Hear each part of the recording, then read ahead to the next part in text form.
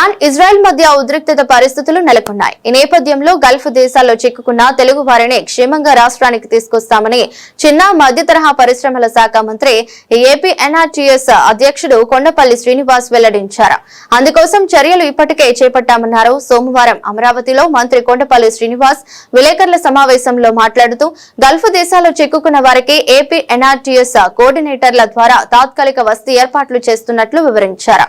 అలాగే తమ ప్రభుత్వం ఏర్పాటు చేసిన హెల్ప్ లైన్ నంబర్లు వినియోగించుకోవాలంటూ గల్ఫ్ లో చిక్కుకున్న వారికి ఈ సందర్భంగా మంత్రి కొండపల్లి సూచించారు.